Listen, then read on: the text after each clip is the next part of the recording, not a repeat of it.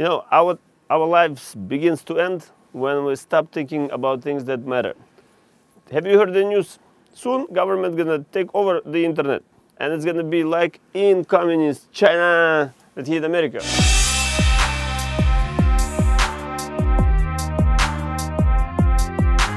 For me, you know what? I care as much as I can, because you don't seem like you care or give a shit.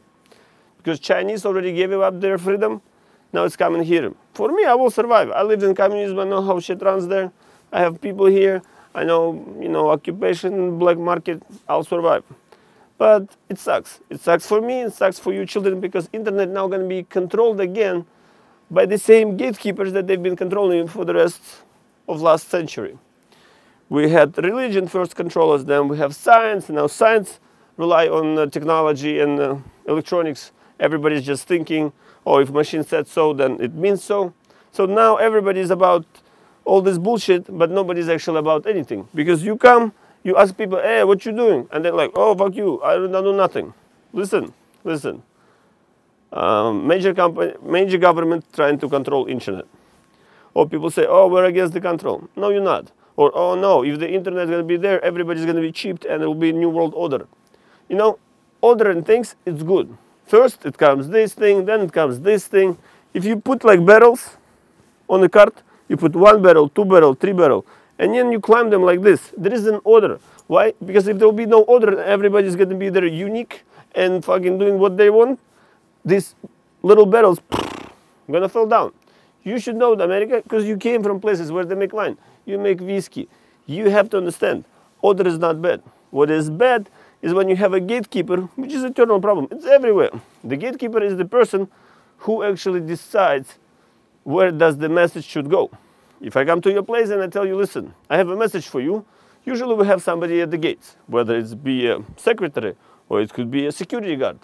But one or another, before we actually get the information, there is somebody who is deciding for us what should we listen to and what we should not. The story right now about the internet is about big data. Well, big companies, marketing firms pretend that like they know shit, they know nothing. If your company has 100,000 people, you don't need to go anywhere. Interview them, they'll tell you exactly, because we are all now connected, we all act the same and we do the same. But now they want to control the internet. They want to come here and decide for us, put their own gatekeepers and tell us, oh no, this is bad, this is good. I've been thinking all my life, people tell me what is good, what is bad. So how do I make decisions on my own? If I'm a Homo sapiens, or human sapiens, doesn't matter. I need to think for my own. Is that good for me or not? If it looks like shit, it smells like shit. I step on it, feels like shit too.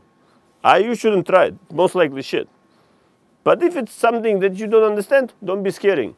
Because right now, they tell you, you see this thing? That must be true. So when we see something, hear a little bit, we're like, no, you don't sound like I'm not waiting for you. So yeah, I'm fucking tired and pissed because now you're gonna give away America the last piece of freedom you had. Free speech. You're gonna give that shit and hand it on the platter and you're gonna pretend, no. We're free, we have democracy. I came here in 2008, that was pretty much, I was hoping to see that democracy. I was here before, there was democracy. People believed, like Martin Luther King, like many other people. They believe that here you can speak up, stand up for your rights and things will change. But no, nobody wants to play this ball. Now everybody's trying to find someone else to blame, and when it's time to do something, either people who are trying to speak up, they're afraid for their families and lose their jobs. And they understand, we cannot do nothing with the system. America, you're the only people in the world who can do something about the system.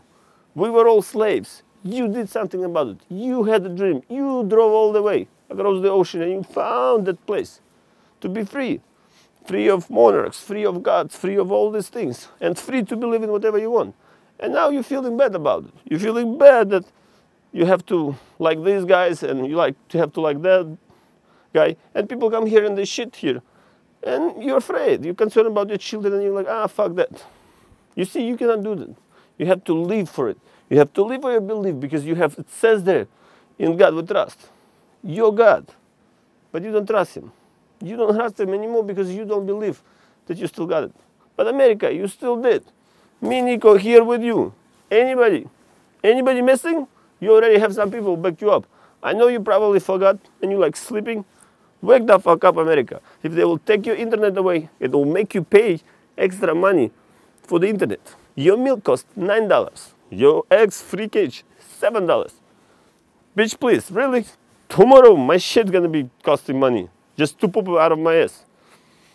America, I have a tool.